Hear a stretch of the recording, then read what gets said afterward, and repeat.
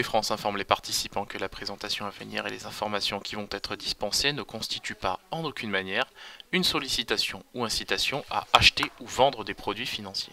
Voilà, nous commençons tout de suite avec le calendrier économique de ce mardi 22 mai. Vous le voyez, il sera peu fourni en statistiques économiques. On s'intéressera plutôt, je dirais, au discours des membres de la BOE et bien évidemment au discours de Neel Kashkari. Donc bon, il y aura très peu d'événements et macroéconomiques aujourd'hui ce mardi. Donc c'est pourquoi on s'intéressera principalement à l'évolution du contexte politique en Italie. Le président de la République, Sergio Mattarella, doit se prononcer aujourd'hui sur la nomination de Giuseppe Conte pour diriger le prochain gouvernement italien. Donc vous le savez, c'est une candidature proposée par Luigi Di Maio, le leader du mouvement 5 étoiles en Italie. Donc c'est principalement ce qui préoccupe les opérateurs. Donc on voit qu'aujourd'hui, au moment où je vous parle, l'Italie fait l'objet de multiples pressions, notamment de Bruno Le Maire, on l'a encore vu hier. Donc pour l'heure, il n'y a pas vraiment... pour l'heure, les marchés ne semblent pas vraiment impactés par cette annonce. Bien au contraire, les marchés ignorent complètement, pour l'heure en tout cas, le contexte italien. Et les indices occidentaux évoluent en forte hausse, évoluent en hausse plutôt, je devrais dire ce matin. L'indice italien, le FTSE MIB, évolue lui de son côté par contre en forte hausse de quasiment 1% ce matin. Allez, on attaque tout de suite avec l'analyse de la paire euro-dollar. Alors, sur l'euro-dollar, on s'est fait peur hier. On a touché dans un premier temps le niveau des 1,1718. On a ensuite bien rebondi en direction des 1,18 $ pour 1 euro. Et là, on voit que les prix évoluent désormais nettement au-dessus de ce seuil. Au-dessus du seuil des 1,18 $ pour 1 euro. Donc là, on progresse directement en direction des 1,1840. Ce sera d'ailleurs clairement l'objectif désigné à court terme. Je pense que sur la séance de cet après-midi, que sur cet après-midi, on devrait rallier pourquoi pas le niveau des 1,1875 $ pour 1 euro. En tout cas, on a vraiment une forte hausse du côté de la paire euro-dollar et rien, en tout cas techniquement, ne semble pouvoir en tout cas freiner cet actif. Si on arrive à s'affranchir du seuil des 1,1840, ce sera clairement le seuil des 1,1875 qui sera en ligne de mire. Le DAX 30. Donc le DAX 30, lui, évolue lui aussi évidemment en tendance haussière. Donc on a ouvert en gap haussier, déjà comblé.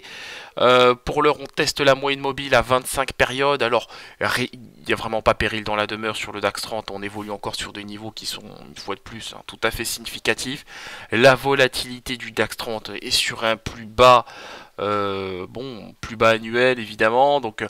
alors, par contre, la volatilité, il se passe quand même des choses intéressantes sur la volatilité du DAX, j'en parlerai tout à l'heure. Mais en tout cas, pour l'heure, la volatilité reste quand même assez basse sur cet indice. On a effectivement des prix qui, pour l'heure, testent la moyenne mobile à 25 périodes. Je pense clairement qu'on va finir par retrouver le niveau des 13 130 sur le DAX 30. Par contre, si on arrive à durablement se stabiliser sous le seuil de la moyenne mobile à 25 périodes, c'est-à-dire le niveau des 13 083, et bien là ce sera le niveau des 13 046 qui sera en ligne de mire, soit à peu près le niveau de la moyenne mobile à 100 périodes. Sur le gold, voilà, le gold qui rebondit bien, lui aussi, sur le gold, on s'est fait bien peur, évidemment. Donc on a testé, effectivement, on a cassé le seuil des 1287, on a testé le seuil des 1281,67, sans succès, donc on n'a pas réussi à casser ce niveau de support. Pour l'heure, les prix rebondissent bien, en direction des 1300 $ l'once, pour l'heure. Alors on n'a pas réussi à retrouver ce seuil symbolique des 1300 $, mais c'est quand même assez positif, puisque la tendance et la toile de fond est quand même nettement haussière, les prix sont portés par les moyennes mobiles à 7, 21 et 100 périodes. Donc il n'y a pas grand chose à redire sur le gold, si ce n'est que si on arrive à s'affranchir du niveau des 1295, ce sera le niveau des 1300 $ l'once qui sera en ligne de mire. Sur le WTI, alors il y a beaucoup de choses à dire sur le contrat WTI et sur le pétrole d'une manière générale. Donc on a des cours qui sont soutenus par la vigueur de la demande mondiale, on a le rétablissement des sanctions américaines contre l'Iran qui favorise les cotations, on a aussi une forte baisse de la production au Venezuela. Par ailleurs, on l'a vu hier, la réélection de Nicolas Maduro à la présidence de la République du Venezuela a inquiété plutôt, ou continue plutôt, je devrais dire, d'inquiéter les opérateurs. Les États-Unis voudraient renforcer les sanctions économiques contre le pays, donc visiblement la réélection ne plaît pas du tout ni à Emmanuel Macron, ni même aux États-Unis. Donc en tout cas pour l'heure, les cours du pétrole évoluent en tendance haussière, je pense que ça il est presque inutile de le dire. On est porté par les moyennes mobiles à 7 et 21 périodes. Je m'attends à ce que nous retrouvions le niveau des 73 $ le baril sur le contrat WTI. Du côté de l'indice S&P 500. Alors, là, effectivement, il n'y a pas grand chose à redire hein, sur l'indice S&P 500. On a des prix qui évoluent en tendance haussière puisque les cours sont portés par la moyenne mobile à 21 périodes. Là, on teste le niveau des 2736. On s'est fait peur, c'est vrai, il y a quelques jours sur l'indice S&P 500 en testant le seuil des 2712. Mais bon, il n'y a vraiment pas péril dans la demeure. Hein. On a ouvert en gap haussier. Je me méfie de ce gap, bien évidemment. Si on revient tester le seuil des 2730, et bien là, je pense qu'on ira clairement combler ce gap, ce gap haussier formé ce matin à l'ouverture des cotations. En tout cas, pour l'heure, la toile de fond est haussière et je viserai pourquoi pas le niveau des 2738, 2739 sur l'indice S&P 500. Par contre, en cas de retour sur le seuil des 2730, je tablerai sur un comblement du gap haussier formé ce matin à l'ouverture des cotations. Allez, on termine avec le Bitcoin et le Bitcoin qui évolue bien évidemment en tendance baissière. Hein. Les prix sont capés par les moyennes mobiles à 7 et 21 périodes. Je m'attends clairement à un retour sur le seuil des 8226 $ hein, pour un Bitcoin. Ici, évidemment, donc, je m'attends clairement à ce qu'on retrouve ce support.